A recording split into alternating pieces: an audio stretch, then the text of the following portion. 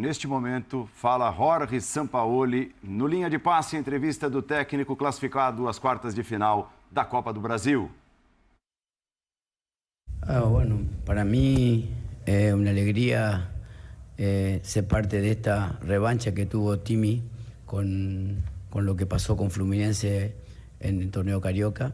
Entonces, y en el momento también de Fluminense, porque es un Timi muy fuerte, que realmente merece mucho valorización y respeto. Entonces, contento, feliz, porque es un paso hacia adelante, en medio de un cambio de una troca de entrenador, de una troca de forma, de sistema. Entonces, valoro mucho la victoria de hoy porque nos da un envío hacia adelante.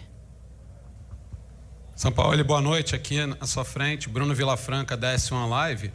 Hoje, mais uma vez, e se eu não estiver errado, é a terceira partida consecutiva que você não faz as 5 substituições, fez mais uma vez 3 mudanças. E você já também andou dizendo que o Flamengo tem tido um desgaste por conta das viagens, o acúmulo de jogos.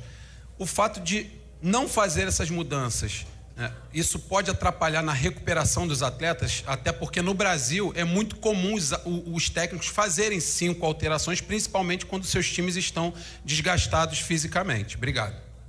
Eu penso que hoje o jogo para nós estava totalmente controlado. Então, fazer troca é um momento de controle, pensando en un desgaste. La verdad es que yo siempre pienso en el juego. El juego estaba controlado, con Fluminense sin posibilidad de gol en casi todo el juego. Entonces, obviamente Leo por lesión, Gerson por agotamiento, y después la troca de Everton, que nos daba una alternativa táctica, pero sinceramente hubiera recurrido a los 5 cambios y, como hice en Bahía, cuando veí que el equipo estaba totalmente superado. Acá pienso que el equipo superó en casi todas las facetas a Fluminense en el juego, entonces no pensé en las 5 trocas. Boa noite, Sampaoli. Fred Gomes aqui, Globoesporte.com.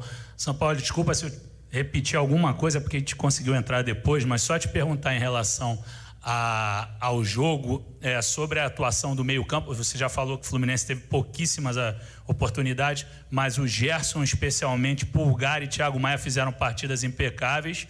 E queria te perguntar também, no combate o Flamengo não deu chance, o Fluminense não criou nada de fato, mas na parte técnica o Flamengo acabou errando um pouquinho de passe, teve 75% de aproveitamento de passe. Isso te preocupa, assim, em relação a não conseguir fazer o jogo fluir, principalmente no primeiro tempo? Obrigado. Sí, você hizo un buen análisis de mi preocupación. Yo pienso que o time o primer tiempo tuvo un poco relacionamiento corto. Yo quiero que en la mitad del campo se juegue en pase de 5 o 6 metros solamente, o la bola corrió mucho, y eso también favorecía la presión de Fluminense o primer tiempo, que fue bastante agresiva. Entonces no encontramos relaciones cercanas para poder jugar. Pero bueno, o time tiene que evoluir mucho ainda, está en un proceso de evoluir. Bueno, es bueno evoluir ganando y consolidando. Ahora tenemos un juego clásico, segunda-feira, después Copa Libertadores, así que pensar en corregir alguna cosa que usted marca y potenciar alguna cosa o muita cosa que o time hizo hoy. Boa noite, Sampaoli, Sidão Marinho da Litoral News. No ano passado, o Flamengo também nessa fase de oitavas de final contra o Atlético Mineiro conseguiu uma virada aqui no Maracanã e a partir dali teve uma grande temporada, virou a chave na temporada. Você acredita que essa vitória de hoje pode significar isso também para a sua equipe, uma virada de chave para conquistar títulos ao fim da temporada? Cada jogo é diferente. Eu penso que este jogo nos dá um impulso hacia lo que viene, pero estamos longe, siempre falo lo mismo, estamos longe de consolidar una idea por el poco tiempo que tengo yo aquí. Hoy sí, como su compañero faló, falta un poco de juego, pero el time tuvo mucha intensidad. Entonces, bueno, ahora vamos a tener que ser dominadores en mucho juego desde la bola. Entonces, un trabalho. A seguir trabajando porque, indudablemente, hay muchas cosas por hacer. Sampaoli, boa noite. Parabéns pela classificação. Apesar da vitória, desde ontem todo mundo sabia a sua escalação. Esse vazamento que derruba o elemento surpresa e deve te deixar insatisfeito. De que maneira tentar coibir isso? Não é a primeira vez. Entra técnico, sai técnico e as escalações continuam vazando no Flamengo. Eso no lo puedo controlar, sinceramente. Es una cosa que el fútbol, la noticia corre rápido. Es muy difícil ocultar alguna cosa en la actualidad. Muy, casi imposible. Tampoco es mi estrategia. Yo hice una estrategia para lograr presionar mucho a un time que para mí en Sudamérica es de lo mejor, que es Fluminense. Y sigo pensando en la misma cosa. Más que se sepa quién va a jugar, de qué forma vamos a jugar. Eso sinceramente no tengo manera de controlar y creo que ninguém puede controlar isso. Boa noite, Sampaoli. Bruno Castanha. Primeiro, parabéns pela classificação. Queria falar um pouquinho do jogo com você. Primeiro, qual foi o teu pensamento, a tua estratégia para jogo inteiro? Ayrton Lucas jogando numa segunda linha. O que você pensou para isso? E no segundo tempo, acho que teve uma mudança de postura, o time marcando mais alto, pressionando, colocando mais intensidade. Também foi uma estratégia, foi só um pedido no segundo tempo. Queria que você falasse um pouquinho mais do jogo para mim. Obrigado, sí, tá? Sí, Ayrton, en el primer tiempo, hasta la lesión de Leo, jugó de extremo izquierdo. No jugó de lateral izquierdo, jugó de extremo izquierdo.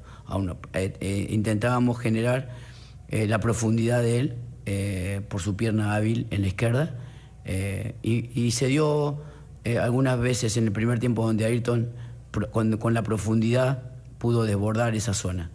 Después, cuando entra Everton Ribeiro al campo, transformamos ya en una línea de 4 con un lateral natural, y Cebolinha ya entró de extremo izquierdo, intentando profundizar por esa franja.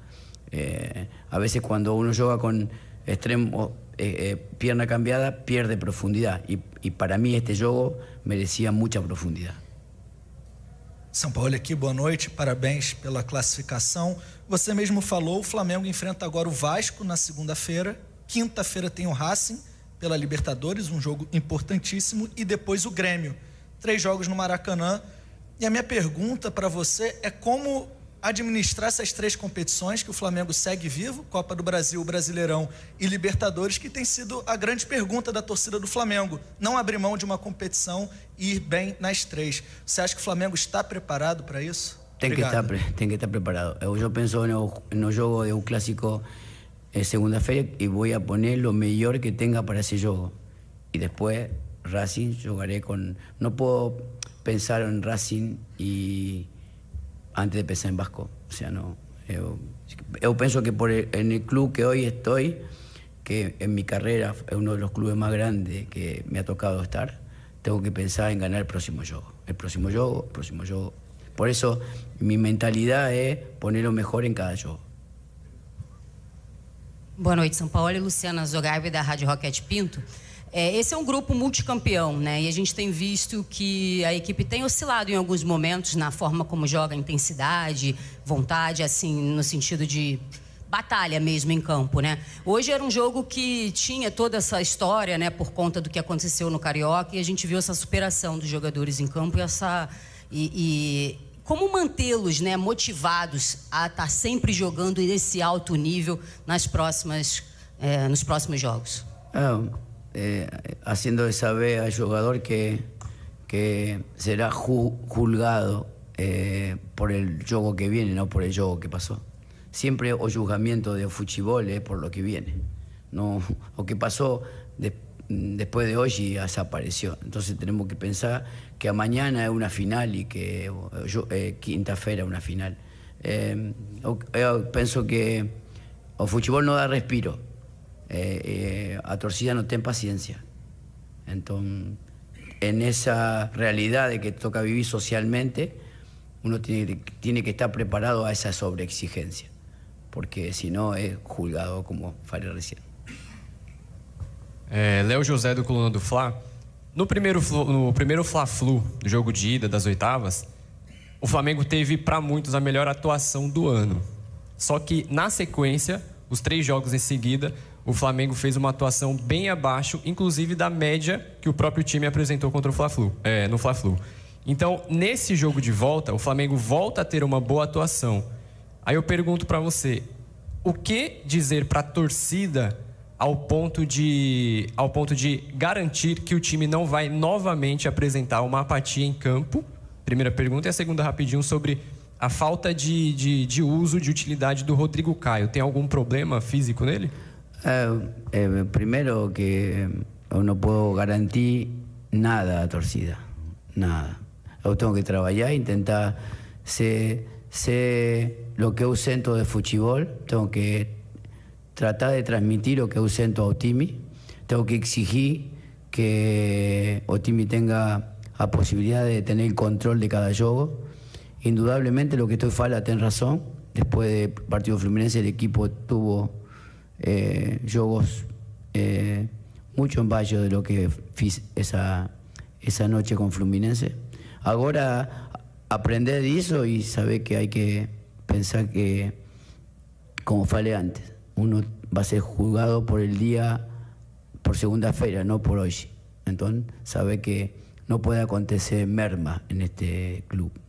Con respecto a Rodrigo, hay una competencia de centrales en la cual él voltó de una lesión.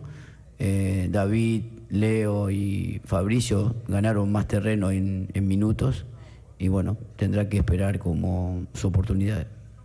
Profesor, última pregunta. Buenas noches, Jorge.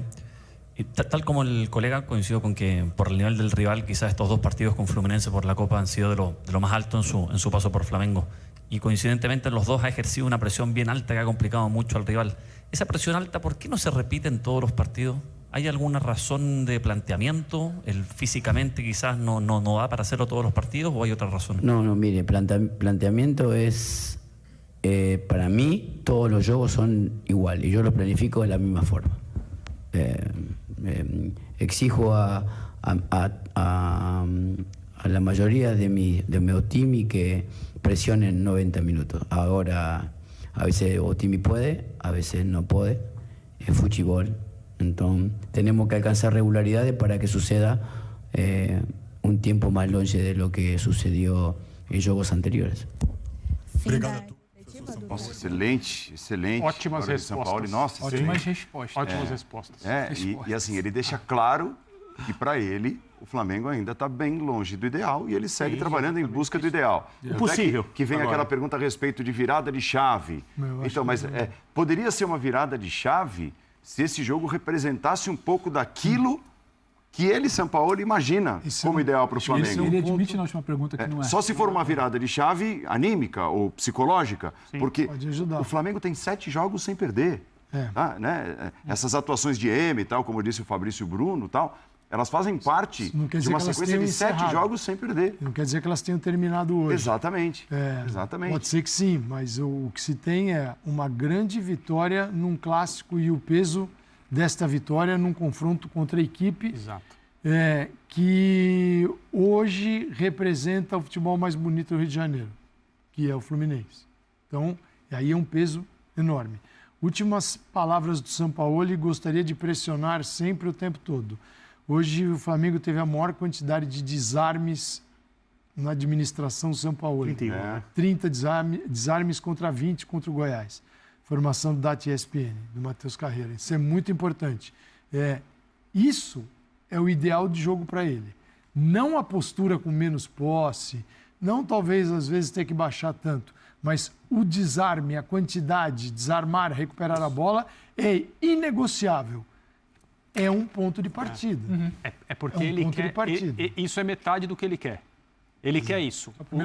Isso é o que sustenta a ideia. Exato. O futebol dele, lembram da entrevista de apresentação?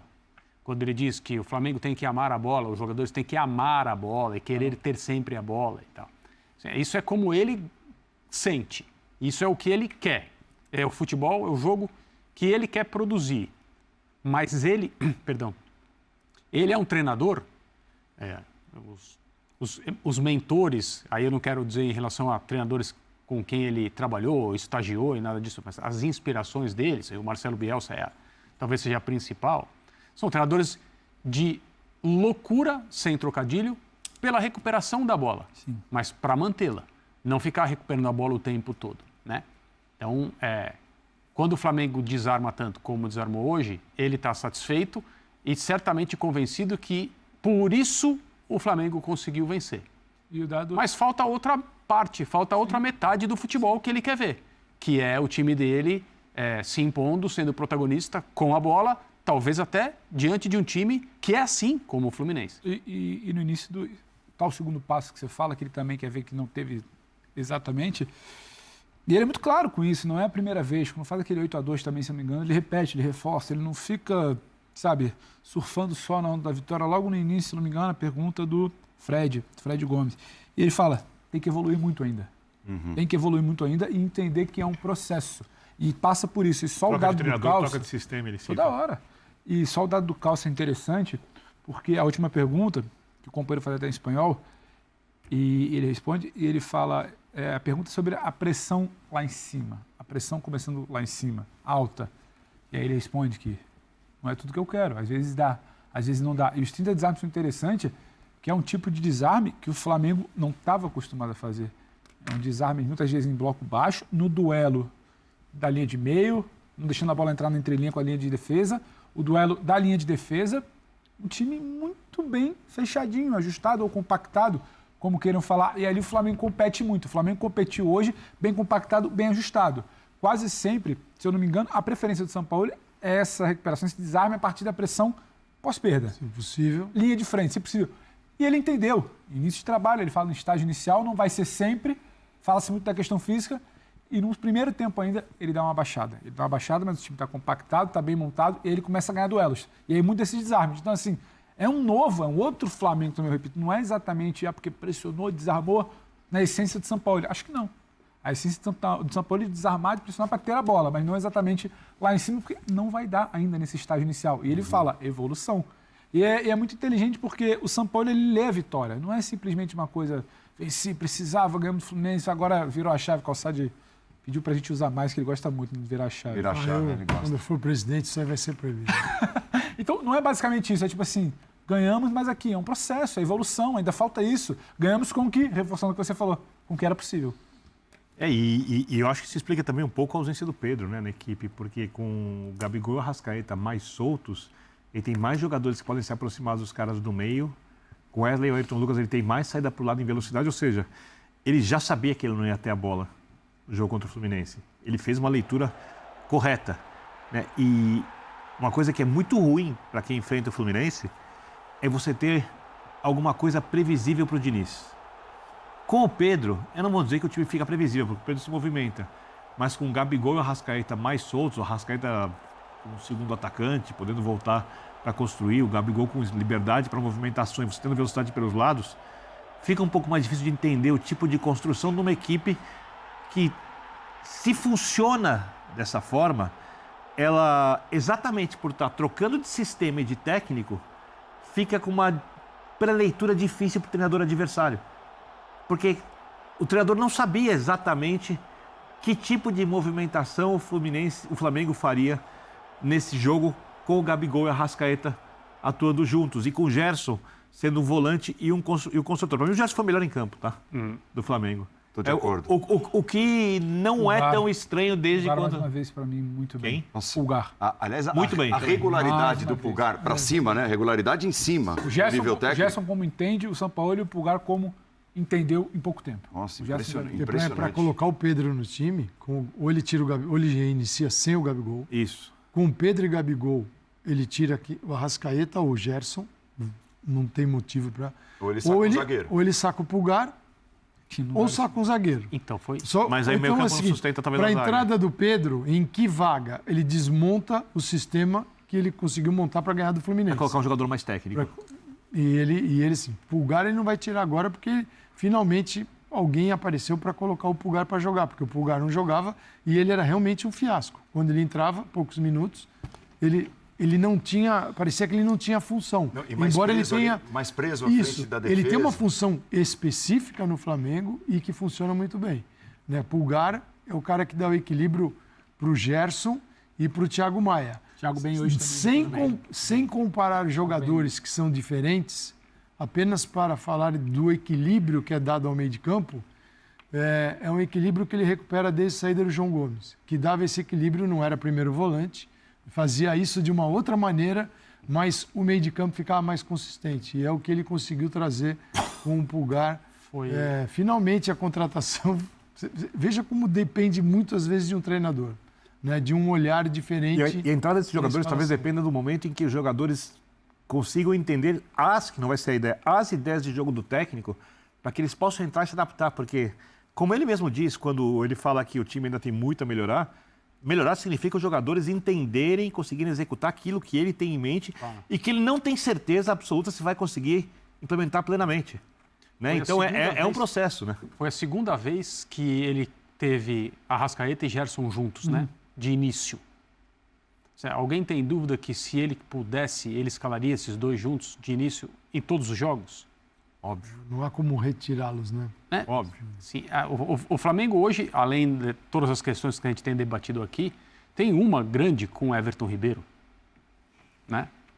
Que entrou e tal, mas será que o Everton Ribeiro não tem mais, não é o status, porque não se vive disso, mas não tem mais a posição, não tem mais o tamanho dentro do elenco / time que ele já teve? Eu acho que é o sistema, André, porque você olha os jogadores escalados, ele não tem características de nenhum dos 5 jogadores de meio. É aí que eu quero chegar, mas e na questão técnica, talento, capacidade de influência, adaptação, ele é um jogador raro.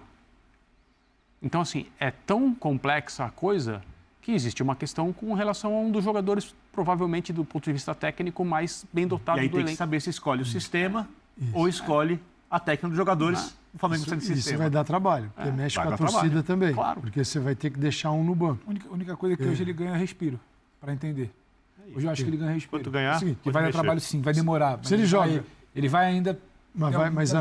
E vai ter pressão em cima dele para jogar com aquilo que a torcida sempre acha que são os melhores, né? Mas se põe Pedro e Gabigol, Arrascaeta e Gerson, Eric, Pulgar e Thiago Maia, você é obrigado a jogar com uma linha de 4. Você tem 6, linha de 4 completa 10.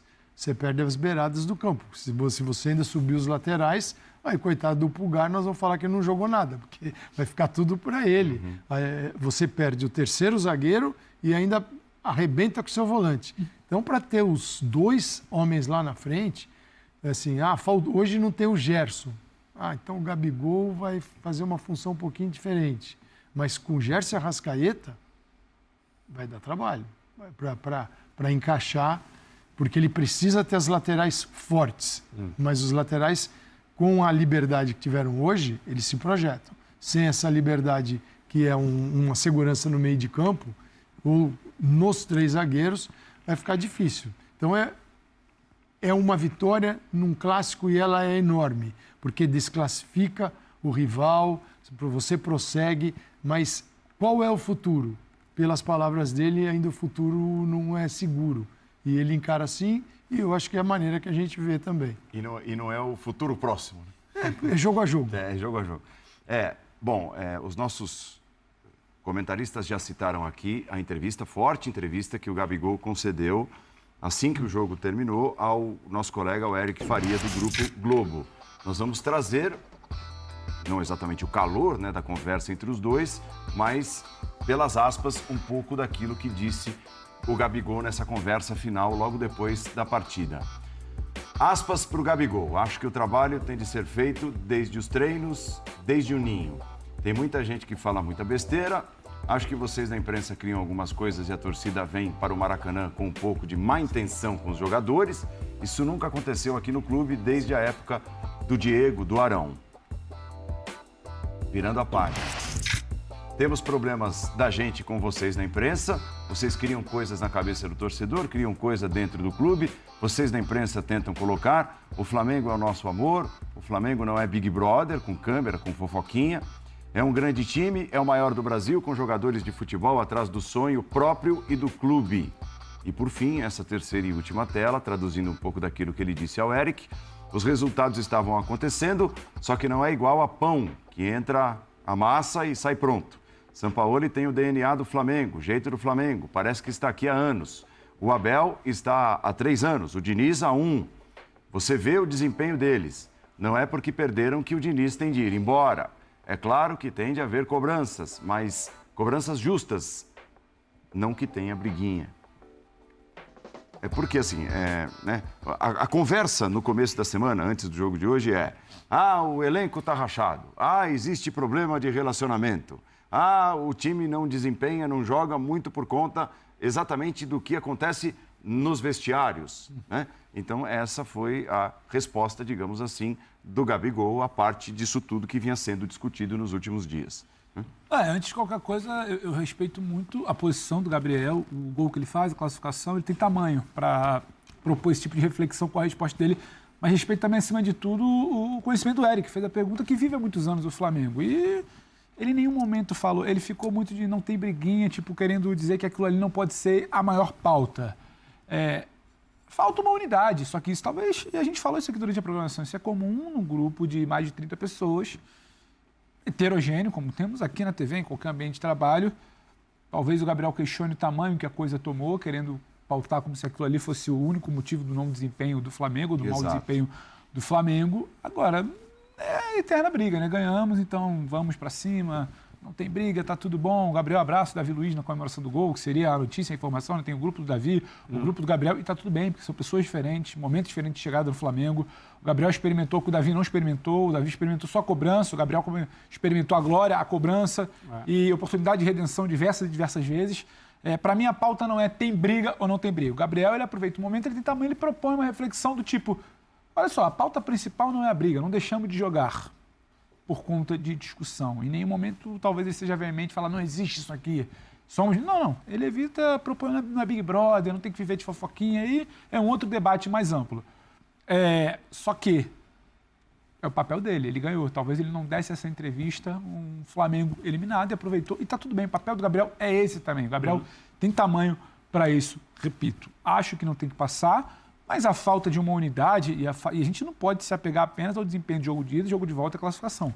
O Flamengo tem problemas, e problemas maiores de comando, de troca, de ruptura. São Paulo fala de processo, de quebra de processo, início de trabalho. O Flamengo tem problemas maiores, muito debatidos, eles estão lá.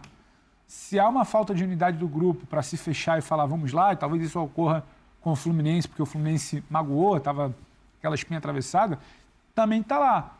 Agora, reflexão, será que é só a crise interna, porque ela vai existir sempre? Será que o Tom Gabriel está na função de líder do elenco, de baixar a temperatura de algo que saiu do vestiário e também faz parte do jogo? Não vejo algo como o repórter está errado, a imprensa não vale nada, o Gabriel é o justiceiro, porque a bola entrou.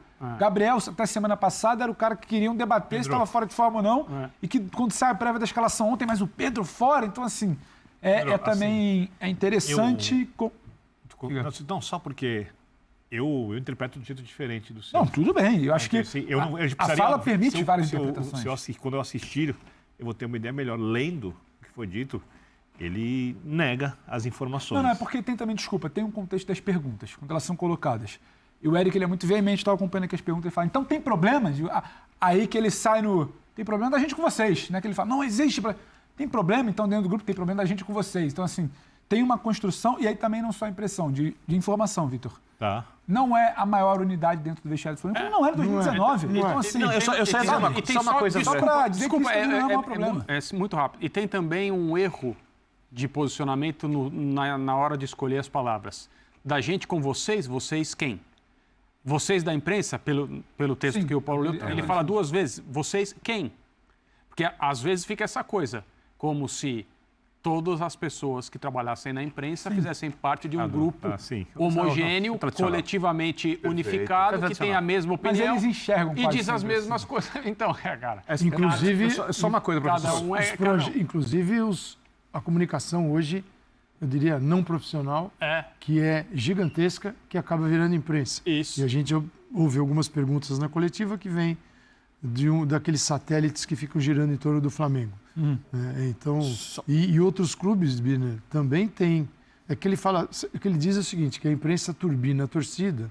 E a torcida vai de uma vontade para o Maracanã. Eu vi a torcida vaiar esse ano o Vitor Hugo, goleiro, de uma forma cruel. E eu não acho que aquilo tenha sido turbinado pela imprensa. O jogador colocava o pé na bola, goleiro, e ele era desestabilizado pela arquibancada. Então a chance dele falhar e ocorrer uma tragédia era gigantesca. E ninguém se preocupou com isso. E tem times que a torcida vai para cima quando o juiz apita o final do jogo. Vou dar um exemplo do Corinthians. A fase era horrorosa até 2 jogos atrás. Durante o jogo, era apoio incondicional. Depois do jogo é reunião com o torcedor, com o jogador, protesto na porta de não sei o quê. Então é o seguinte, e você pode dizer o mesmo, que eles também eram impactados pela imprensa, mas esses não reagiam da mesma forma. Então existem comportamentos diferentes. Se não parece ter um padrão aí... Não, padrão não existe. Isso não existe. Isso não existe. Até porque nós da imprensa pensamos coisas diferentes uns dos outros, temos ideias diferentes, uns trabalham pensando de uma forma, outros de outra. Tem os que trabalham pensando muito mais nos aspectos das coisas que acontecem no campo ou nos bastidores, tem outros que pensam em como gerar audiência, tem todo tipo. Isso, como em qualquer mercado, sem criticar o que é certo e o que é errado, cada um escolhe o seu caminho e, obviamente, os caminhos não são sempre iguais. O que me chama a atenção nisso é porque, só para explicar para quem está nos assistindo, se algo sai em um lugar que costuma dar informações muitas vezes equivocadas, a gente pode falar, opa, foi mal checado. Quando algo é divulgado por várias pessoas diferentes e alguns profissionais sérios, é porque saiu de algum lugar do clube. A notícia saiu de algum lugar do clube. Porque, e isso foi divulgado... Como sai a escalação. Isso. E isso foi divulgado, quando eu perguntei... Ele disse, normal. Eu estava em férias, inclusive sem internet por parte do meu tempo, e eu li muito por alto. Eu fui aqui e perguntei para o Pedro, aqui quando estava tendo a entrevista... Só até para complementar, Pedro falou assim... A cronologia. No início da semana, em vários lugares, sai a informação do afastamento do Marinho. E aí é uma questão interna, uma problemática ali disciplinar. Opa, não é só disciplinar, tem uma questão comportamental de vestiário. Opa, não é só um Gabriel com o Davi Luiz, que era antes inicial, é algo maior. O Landim tem que ir ao CT para diminuir essa temperatura. O Landim foi ao CT, ninguém inventou isso. Então, tipo assim, foi algo que as diversas pessoas que conhecem o ambiente do Flamengo, não é elas foram checando. E você vai, porque eu também fui atrás da informação. E aí você conversa com as pessoas e sim, a coisa não está boa. Um num tom mais baixo, o outro num tom mais alto, aí você conhece quem você conhece, você vai tentando modular. Eu só estou querendo dizer que isso é um problema... que não é inventada ou pelo Érico, ou pelo Pedro, ou pelo Calçade, ou pelo Birner. Tem uma questão. O que eu acho, eu defendi isso na programação aqui, isso não pode ser maior que o debate... Não, mas eu estou indo por outro lado. Troca de treinador constante. Falta de comando, porque isso acontece eu não estou lá para saber. Entendeu? E eu não tenho fonte para saber. Eu só sei de uma coisa. Quando muita gente diz, e como você mesmo checou, quando sai do clube, o problema não é o jogador, o problema ali, ou a imprensa que divulgou algo que foi dito. É o que acontece no clube. Que talvez explique muito do que o Flamengo, com o senhor elenco, não consiga produzir e tenha tantos problemas há algum tempo, né, para jogar um futebol que pode, porque é uma questão de gestão interna do clube, do que é a política do Flamengo, do que são os interesses de algumas pessoas, eu não sei quais, no Flamengo, porque, repito, se saísse em um lugar só, né, e alguém que costuma errar notícias, tá, mas pelo que o Pedro me disse, sai um negócio aqui, vai checando, várias pessoas checam, todas obtêm as mesmas informações, ou informações praticamente parecidas. Complementares de uma mesma... Isso não é uma construção, como é que eu posso falar? A imprensa se uniu, e eu não estou aqui para fazer papel de defender a imprensa, tá? Mas a imprensa se uniu e falou assim, olha, agora nós vamos criar isso, porque... Não, é óbvio que não. Então, eu acho que o Gabigol, não sei se ele assiste, não assiste, vai ficar sabendo, não vai ficar sabendo, olhe também para o clube, se você quer resolver isso, em vez de olhar para a imprensa. E a questão é, o que está acontecendo no campo, né? Isso, de alguma forma, reflete as más atuações, né, faz parte. Ninguém nunca questionou o relacionamento, que é um caso escancarado pelos próprios jogadores, ex-jogadores, no caso. Ninguém nunca questionou o Corinthians de 99. né? E veio à tona, com o passar de muitos anos, que os caras se detestavam. Que tinha... E eu não esperava também que o Gabriel viesse falar, eu detesto fulano, mas a gente ganhou. Porque o Corinthians em 99 ganhava tudo. Exato. Então, assim, se tá bom o campo, se as coisas estão acontecendo no campo... Quando bate no barbante...